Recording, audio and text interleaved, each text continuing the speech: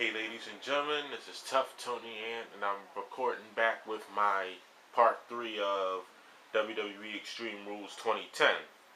And I have 2 more matches left on the card.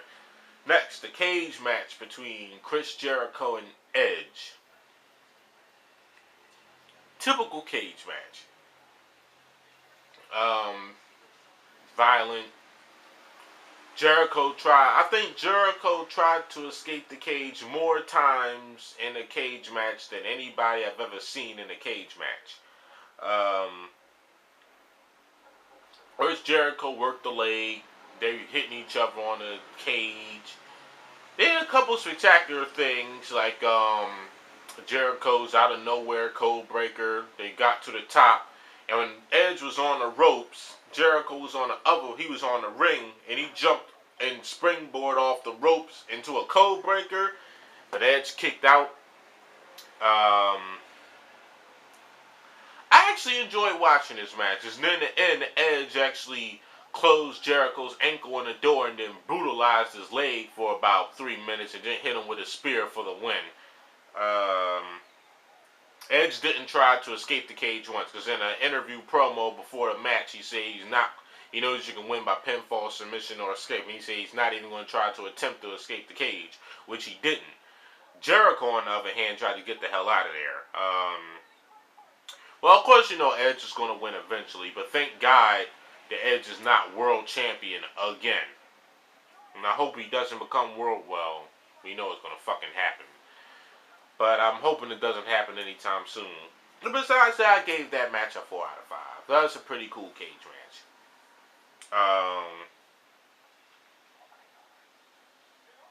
Next up was the final match. Last man standing match between Batista and John Cena for the WWE Championship. At this match, I was pulling for Batista. Well, of course, like they was going to let a poster boy of the WWE lose in the last man standing match. I was saying that Cena could be knocked out with Hart's tranquilizers and his ass would have still won this match. So, I'm no surprise there. This match took a little while to get started, but they was hitting each other with their patented maneuvers.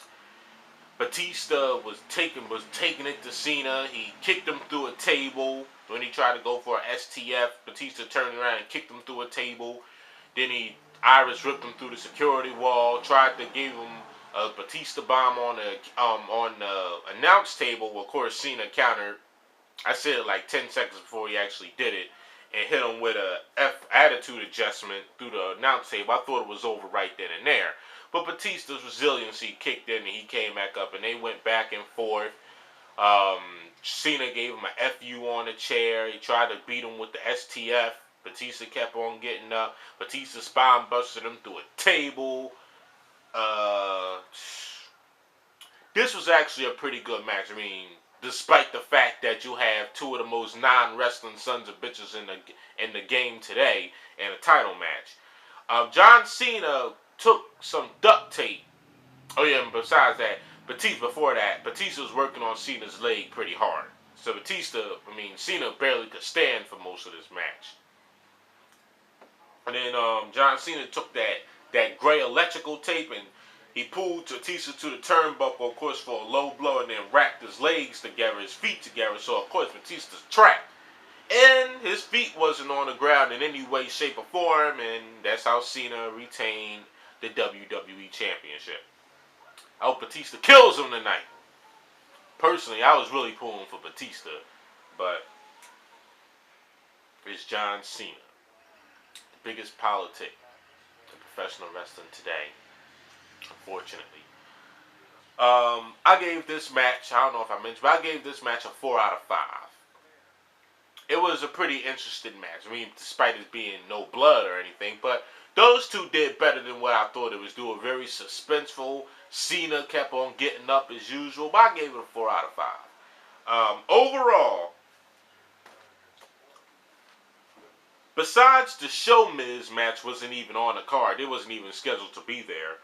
And besides that, the lowest match I had was the Shad, Gaspard, and JTG match, 3.5 out of 5. Well, actually, the Divas match was the lowest, a 2.5 out of 5. But I'll tell you this. As far as the most hyped matches, you talk about your CM Punk and Rey Mysterio, your Jack Swagger and Randy Orton, your Sheamus and Triple H, your Edge and Jericho, and your Batista and John Cena. 5 of the 8 matches on this card that were hyped up to no end by WWE. So for that, and the thing is, for the first time ever, for the first time in a long fucking time, all 5 of the most hyped matches actually lived up to their expectations and their hype. And that amazed me. So because of that, I'm actually going to go out on a limb. I think I forget what I gave WrestleMania, like a 9 or a 9.5 or whatever. But I think I'm actually going to have to give Extreme Rules for the first time since I've been doing wrestling reviews since December. I actually going to have to give it a perfect score this time. Some people may give it an 8 or an 8.5 or possibly a 9, but I'm going to go out on a limb and give it a 10. I haven't seen any videos on people doing this today, but I'm going to give it a 10 out of 10. For the first time ever, I'm going to give a WWE pay-per-view a 10 out of 10.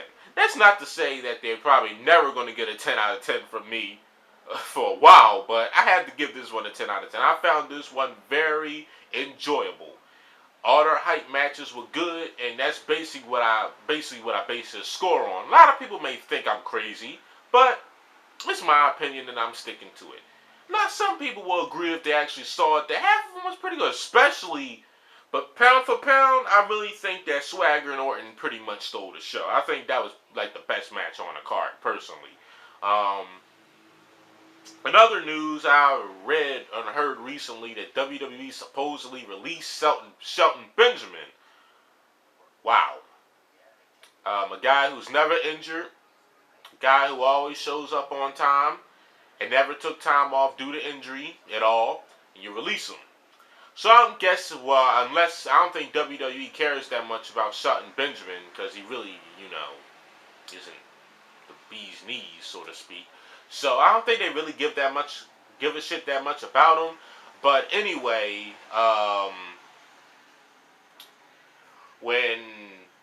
so I'm guessing what he's gonna if WWE usually does that contractual thing, says you can't work for certain people, but what he's gonna show up in TNA overnight and probably beat RVD for the TNA World Title, which was politics as a whole. I would talk about that, but I'll save that for a different video about how TNA's turning into the United States government. But yeah, this was a pretty good pay-per-view. This is Tough Tony signing off. Have a nice day.